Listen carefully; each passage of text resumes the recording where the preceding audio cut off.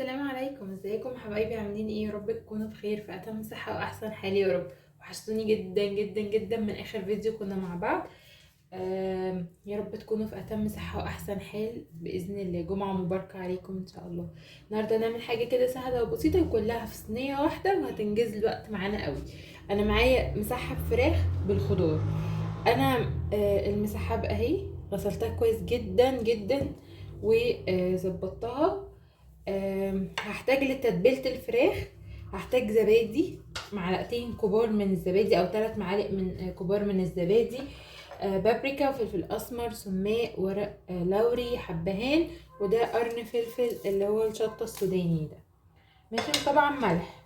وهنا بقى معايا الخضار. انا عملت بالخضار الموجود عندي زي ما تحبي او الخضار اللي انت تحبيه، فاصوليا وكوسه وجزر وبصوا بطاطس كده، بس ايه حطها في الميه عشان متسمرش مني. وهنا بصلايه متقطعه مكعبات صغيره. هتبل الخضار ده بملح وفلفل اسمر بس. ممكن احط معاه شويه روزماري يديله ايه طعم. يلا نسمي الله بقى ونبدا. بس قبل ما ابدا ما تنسوش تعملوا لايك، حلو منكم بقى تشجعوني ارجع بقوه لفيديوهاتي، وتدعوا لي دعوه حلوه وكومنت حلو منكم. ربنا يسعد ايامكم يا رب، ويسعد كل حد بيشجعني او بيحط لي لايك او كومنت. يلا نجيب الصينيه بقى اللي هدخلها الفرن. احط البصل،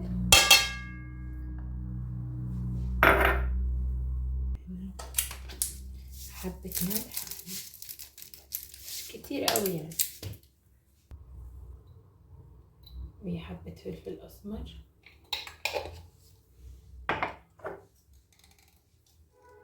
بسم الله، شويه من الروزماري كده مش كتير قوي. بس كده هبتدي أدعك البصلة بالملح والفلفل والروزماري. وكده البصلة تبتدي تنزل ميتها وتطلع ريحة حلوة جدا. دي بسم الله كده نصفي البطاطس دي.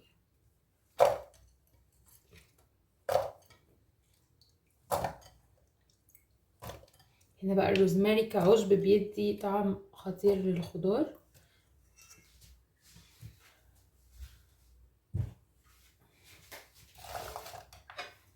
ننزل ببقية الخضار كده بالشكل ده.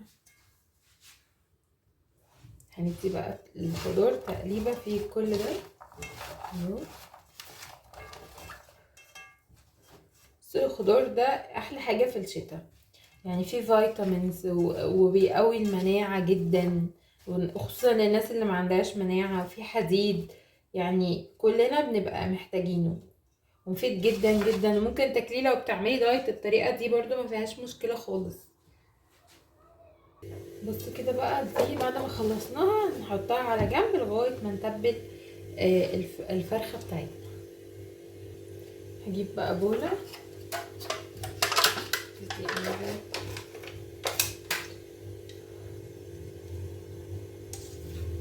بنص العلبة تقريبا او 3/4 كده بالشكل ده، يعني 4 معالق كبار مثلا او 3 معالق كبار دول.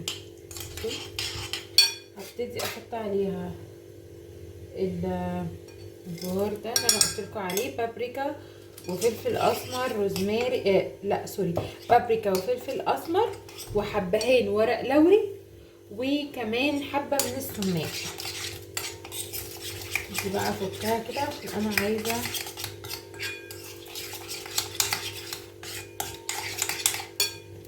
طبعا ملح.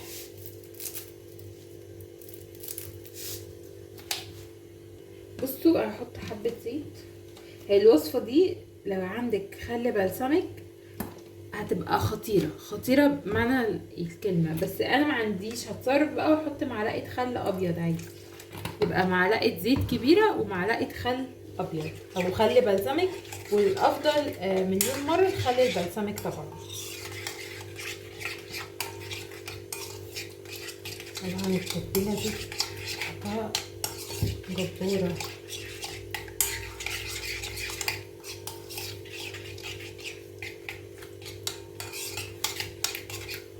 بس كده هبتدي بقى اتبل بيها ايه الفرخة. يلا نسمي الله كده، بسم الله الرحمن الرحيم.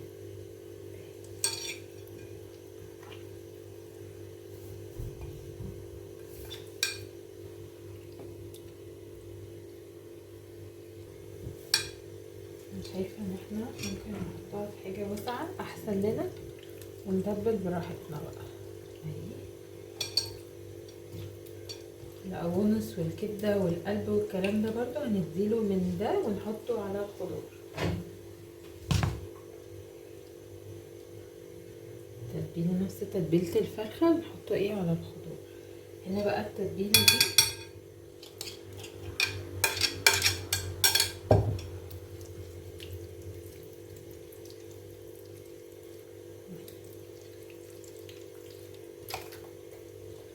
هنا، وانا عايزه ادخل من تحت الجلد كمان عشان توصل في كل جزء في الفرخه. بقت لوري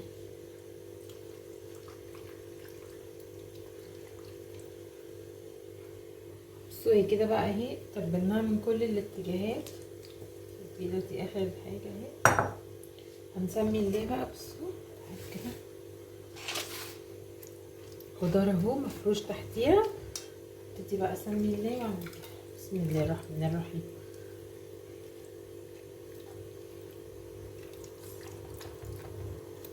عايزه تسيبيها بقى في التتبيله دي شويه تتشرب منها وتتظبط تمام. عايزه تدخليها الفرن على كده تمام برضو. بس كده بمنديل بقى تبتدي ايه تنضفي كده حوالينها من بره اهي كده. شايفين ده حلو قوي كده اهي. شايفين بقى شكلها نائي اهو. هبتدي بقى من الحروف كده نص كوبايه ميه هبتدي احطها تنزل عند الخضار.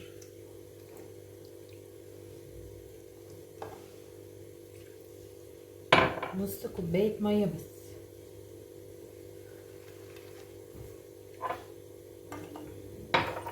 كده. ابتدي احط عليها الفويل. انا مش هسيبها في التتبيله، انا هدخلها على الفرن على طول، وده لضيق الوقت عندي. لكن طبعا لو معاكي وقت الافضل مليون مره انك تسيبيها في التتبيله. بس كده مقفله كويس قوي بالشكل ده وندخلها بقى الفرن. اوريها لكم بقى بعد ما تستوي اقول لكم اخدت قد ايه بالظبط.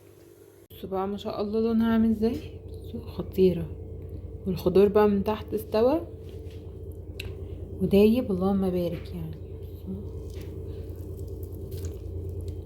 شايفين طعم التتبيله حلو قوي. بصوا الخضار بقى نعمل شويه رز بسمتي. خطيره الطريقه دي وبجد هتعملوه بالطريقه دي مش هتندموا وهتليق جدا مع الاكله بتاعتنا النهارده.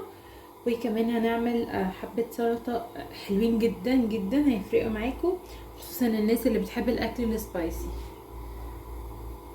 انا معايا رز بسمتي هنقعه بس 10 دقايق يعني مش اكتر، ومعايا جزرايه مبشوره، ملح وبهارات كبسه فيها كل حاجه بقى. بهارات الكبسه ما عندكيش بهارات الكبسه دي يبقى هتستخدمي عود قرفه ولومي.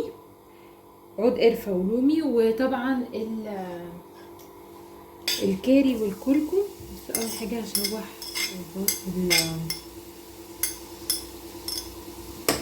معلش هقطعكم بس كده بتكون تشويحه حلوه.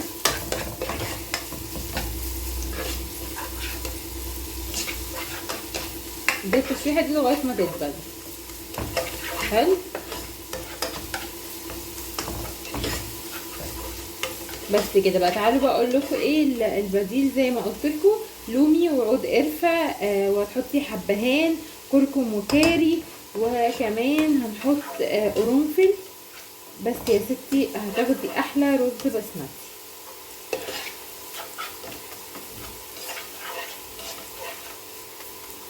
خطير.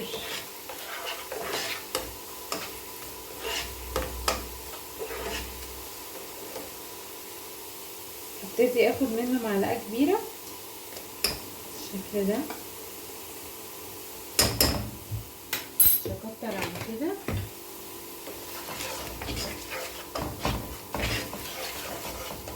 بس اول ما تطلع ريحه البهار كده هبتدي انزل بالرز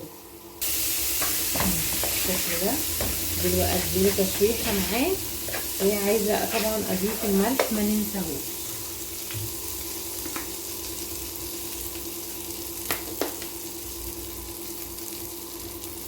نكون مجهزين ميه سخنه طبعا،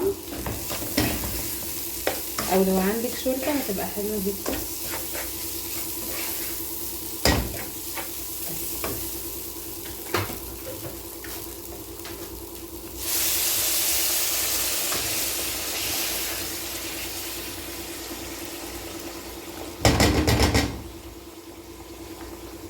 انا عايزه الميه تبقى ايه يعني مغطيه الرز بعقده صباع، لان احنا ناقعين الرز. وخطوه نقع الرز دي يعني مفيده جدا، يعني حلوه جدا وبتفرق في الطعم قوي. بس كده اول ما يوصل للمرحله دي نبتدي بقى ايه، نحط تحتيه الشياطه ونسيبه يتشرب براحته. بصوا بقى نعمل سلطه ايه ظريفه كده. في كل الحاجات دي نحطها في الكبه، بصل وطماطم وفلفل حار، لو مش بتحبي الحار حطي رومي، وكمان توم، فصين توم. هنضربهم خالص، وزي ما انا قلت يعني انا ما بحطش البهار بتاعهم معاهم في الكبه، انتي حابه براحتك. انا بخاف على الكبه السن بتاعها يتلم، فيلا بينا هضربهم في الكبه وهاجي ابهرهم معاكم. بصوا بقى اهي بعد ما اتضربت، بس طبعا لاننا مش حاطه فلفل فالفلفل مش باين كتير قوي، لكن لو انتي حاطه فلفل اكتر من كده هيبقى فيه خضار بقى ولونها هتبقى تحفه. تعالوا بقى نشوف هنتبلها ازاي. دول حبه بابريكا،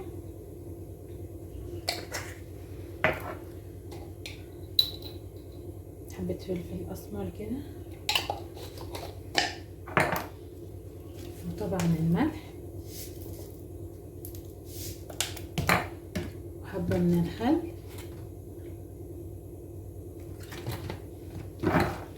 شويه صغيرين جدا من الزيت، بس كده. قلبيها بقى وسيبيها تسقع، وشوفي بقى ريحتها وطعمها خطيره.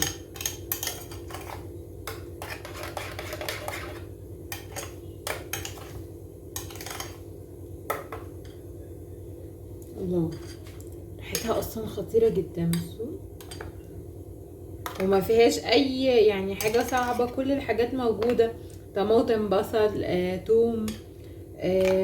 ممكن تضيفي عليها اللي هو ايه، نحط مثلا حاجه منكهه مثلا من الخضره، تبقى برضو طعمها لطيف جدا يعني. بس هي كده احلى حاجه، هي بالطريقه دي، طريقه سهله وبسيطه وتحفه، وهتلاقي النهارده مع اكلنا قوي قوي يعني.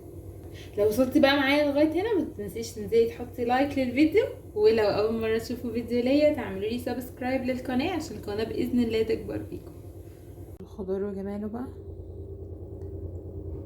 الرز، السلطه، والفرخه طبعا اتحمرت كده وبقت قمر قمر. الفرخه بالظبط اخدت ساعه في الفرن.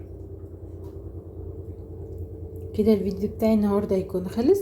يا رب يا رب الفيديو يكون عجبكم، يا رب تكونوا استفدتوا. ان شاء الله تحطوا لايك كده حلو منكم، ربنا يكبر بخاطر اي حد بيكبر بخاطري يحط لي لايك. السلام عليكم ورحمة الله.